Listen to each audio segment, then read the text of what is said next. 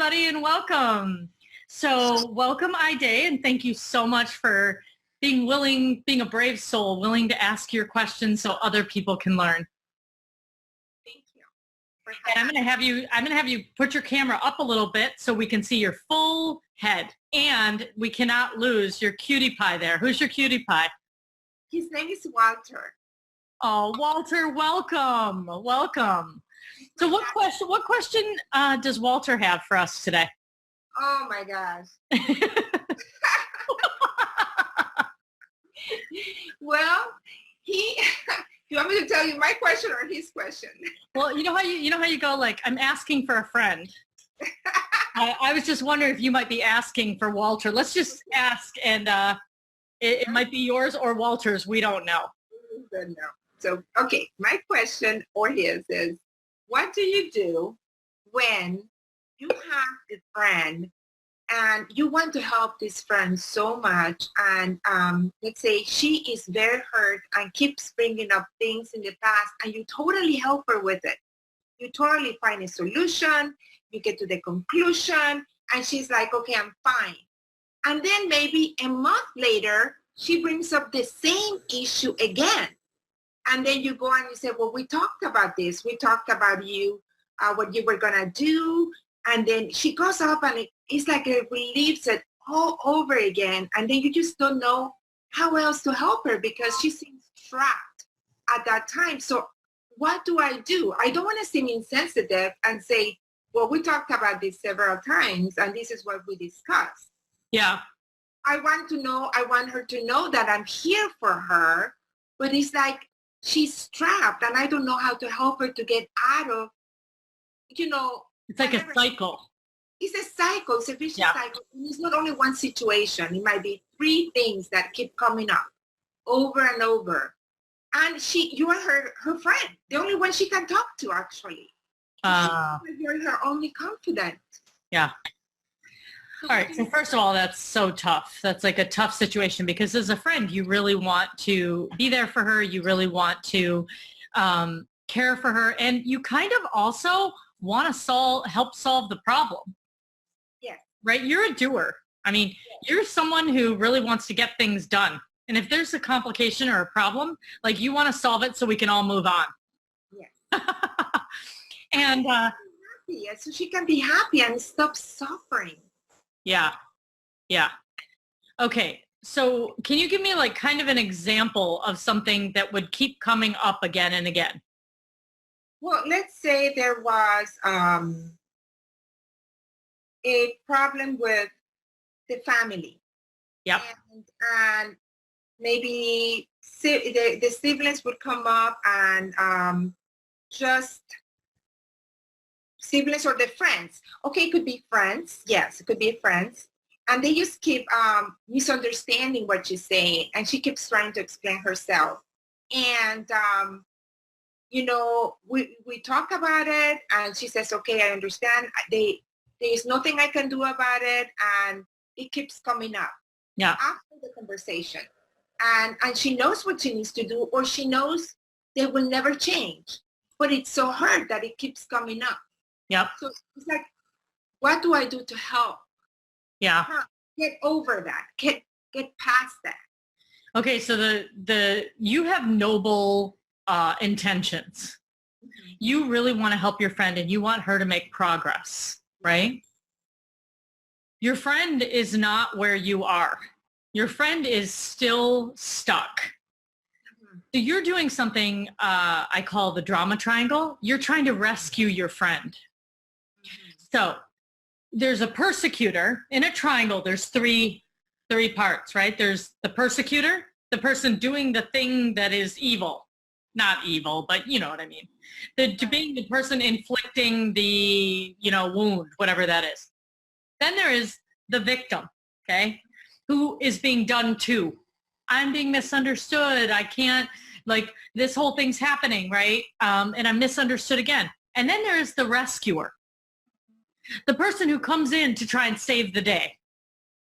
Okay? All 3 of these people, right, are in this triangle. So tell me, which one of them is innocent?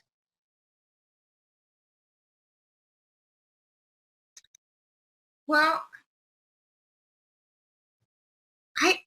I, I don't know. You would think the rescuer would be. I know, you would think the rescuer would be. You want to think that the rescuer is like, like Wonder Woman or, that comes, he's the hero.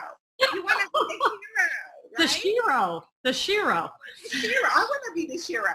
I know. And this is really interesting. The thing you don't like is every time your friend comes back to you, he is in pain.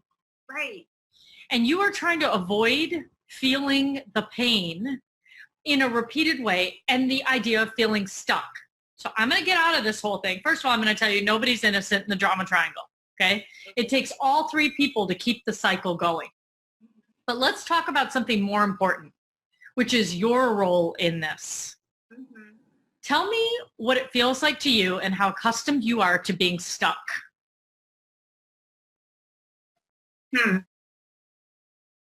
Is that something you do well? Yeah, I do.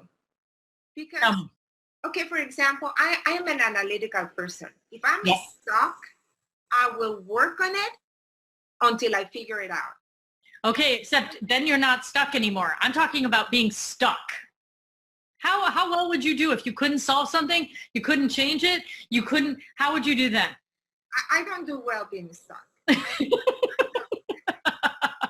So your friend who keeps coming to you is like stuck in a ditch. Same tire keeps blowing, same ditch, same pothole, right? It keeps happening, okay? And in this experience, it brings up a lot of discomfort for you because to you, right, being stuck is not what you do. What you do is solve problems, analyze, get people and yourself out of those situations. Right. So this discomfort is not fun for you at all. So in fact, what you're doing is you're trying to rescue her over and over again, except that's not where the learning is. The learning actually is in you sitting in the discomfort with her and noticing what it feels like to be stuck. Because that would be a lot more uncomfortable for you than trying to solve her problem. Because look, you keep trying to solve her problem and you're feeling the stuckness anyway. Right. Do you feel it? Right. Except you're putting forth a lot of effort. So here's what I would say. What if you trusted that your friend was exactly where she needs to be? She's exactly where she needs to be. She's learning this lesson over and over and over again because that's where she needs to be right now. Even though she's complaining, how can you, I'm looking up something because I want to share it with you. It just came up because you just said this. So I'm gonna give you something at the end that I hadn't thought of before. But basically, like, your friend is stuck and your friend actually wants to be stuck, not consciously,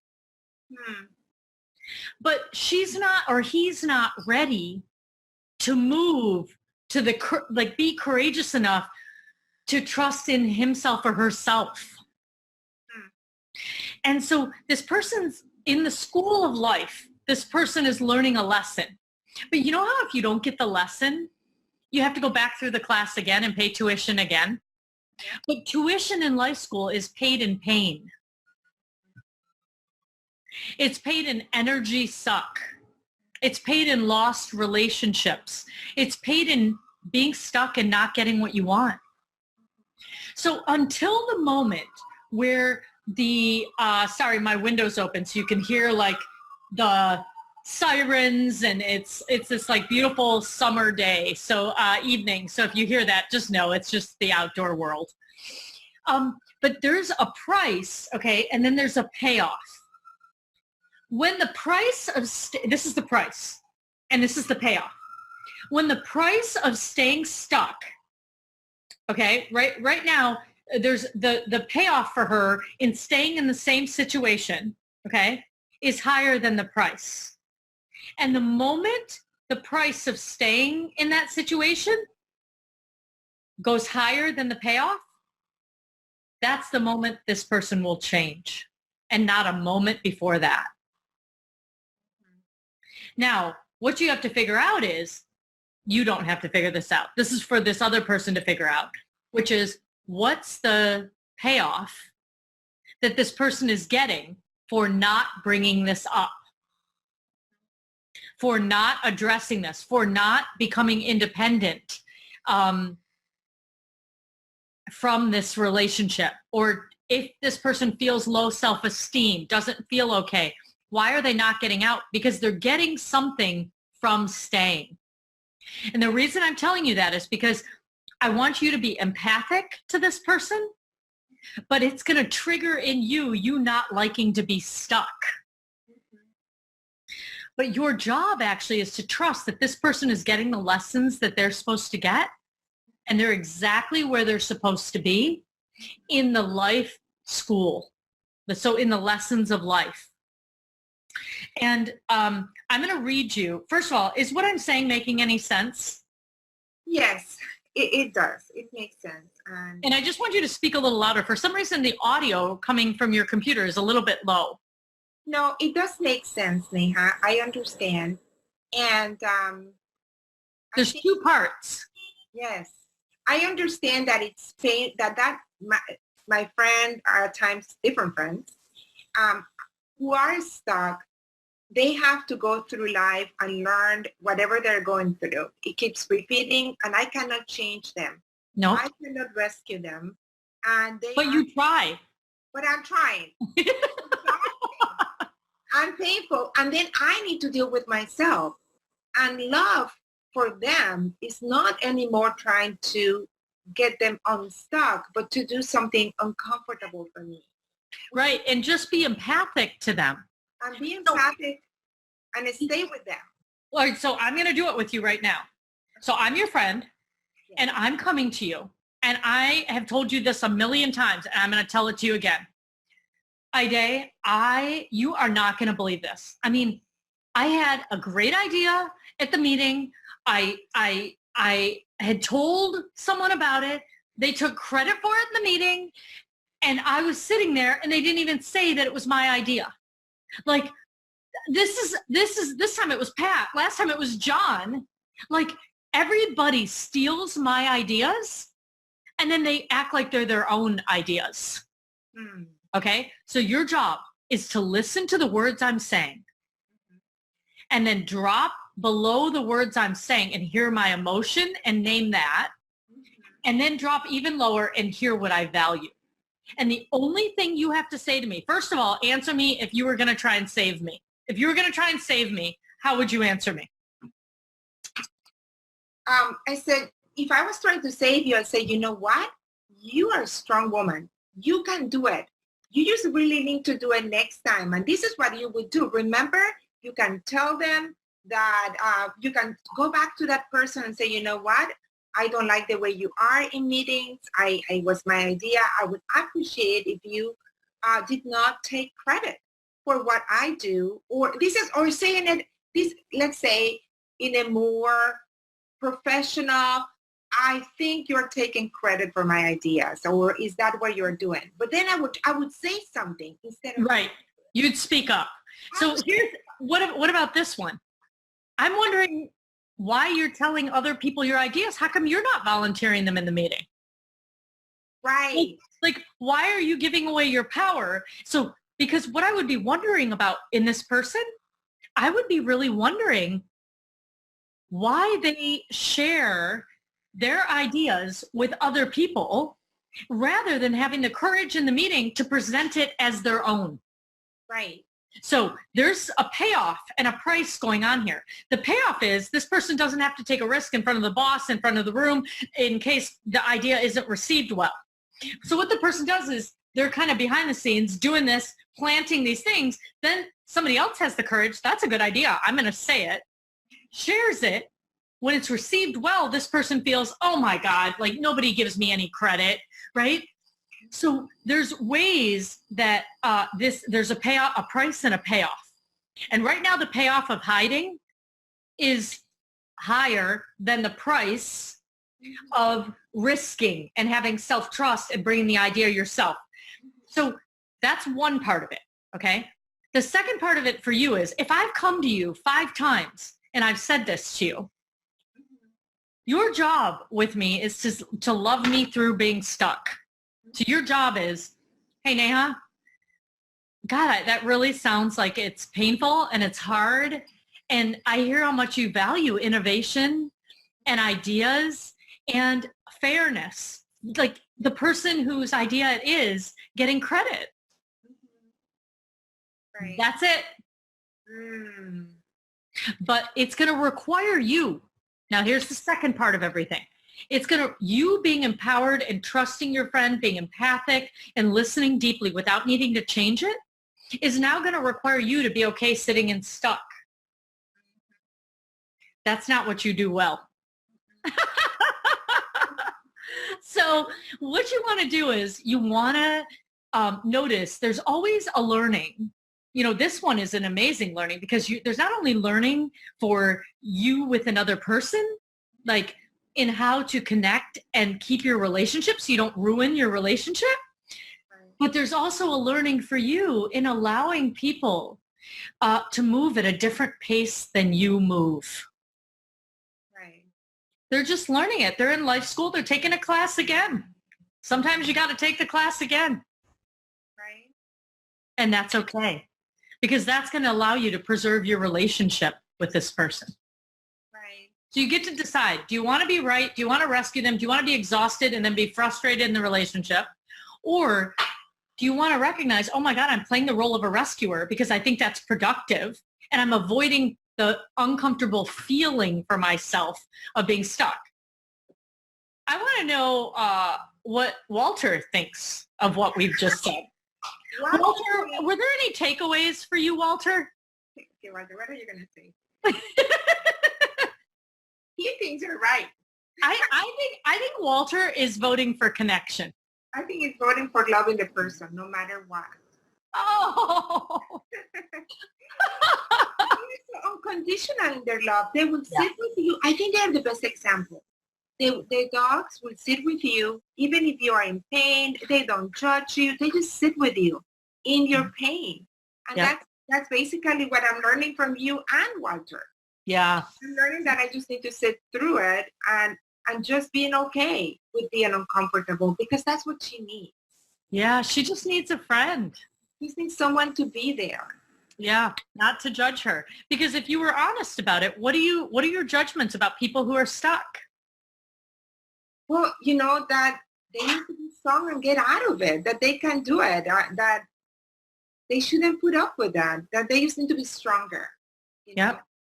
Yeah, now it's like questions like this, like, what lesson do you think is coming to you from this? Like, what's important about this? And I really hear how much you value fairness and how much you value, unique ideas and getting credit and being appreciated for your own innovation. Right. Right? But you don't have to change it. You don't have to fix it. You hold the person as strong and capable and amazing. That's your job. Got it. And then if that person says, what's your advice? How can I change it? Then you say, my thoughts on that are this. Okay. But when you start realizing that your advice to somebody else is what's having you lose your connection to them, you got to start asking yourself if that's what you really want. Okay? I see it. Thank you. Awesome. Well, thank you. You have such good questions. And I just want to say thanks for bringing the special guest Walter on with us, because how adorable that it was like the lesson in the end, that unconditional love is the way to go. All right. So for any of you out there that know that you're working really hard to save a friend or a loved one, ask yourself if you have gotten accustomed to playing the role of rescuer, but then you get so upset with them when they don't listen to your advice, and then you start becoming, instead of your intention of becoming closer to them, you in fact start to become more distant from them. And if that's the case, it's time to change how you do it. So unconditional love and listening on a deeper level just might get you back to the place and the relationship that you want and help you get unstuck. So Ide, I want to add one more thing that I just thought of. And this will kind of bring into perspective. It's like a poem. It's by Portia Nelson, and it's called An Autobiography in 5 Chapters. Chapter 1. I walk down the street. There's a deep hole in the sidewalk. I fall in. I'm lost. I'm hopeless. It isn't my fault. It takes forever to find my way out. Chapter 2. I walk down the same street. There's a deep hole in the sidewalk. I pretend I don't see it. I fall in again. I cannot believe I'm in the same place, but it isn't my fault. It still takes a long time to get out. Chapter 3. I walk down the same street. There's a deep hole in the sidewalk. I see it is there. I still fall in. It's a habit. My eyes are open. I know where I am. It is my fault, and I get out immediately. Chapter 4. I walk down the same street. There's a deep hole in the sidewalk. I walk around it. Chapter 5. I walk down another street. That's right. So it just reminds me, that all of us have those areas in our life that we're stuck. And when we're ready, we walk down another street. Right. And, if I would say that I have avoided romance and love for a very long time because I walked down the same street many times. And it just feels like, when am I going to be willing to do it differently, right? And it feels like I'm just starting to get ready to walk down another street, right? So there's patterns. There's different arenas in people's lives where they walk down a different street the second time it happens. They don't wait 5 chapters.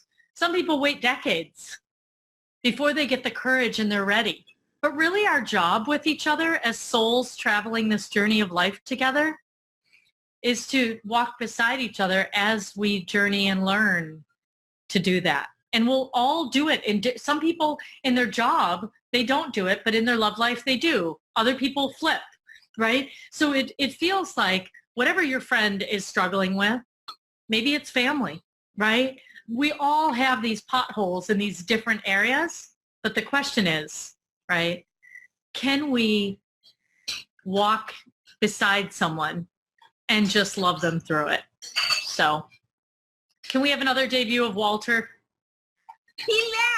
He left. All right. I love Walter, but Walter is the symbol of unconditional love. He was thirsty. He went to get water. I love that Walter listens to his body too. Walter doesn't wait for videos or what's appropriate or politically correct. Walter listens to Walter's body and then takes action. So beautiful. So for all of you out there that know it's frustrating to see somebody else stuck in their life in a certain area, ask yourself, what area of your life does it remind you of? All right. Thanks, Ide. So wonderful. Thank you. I think this is going to help a lot of people. Thank you so much. Okay. Bye-bye.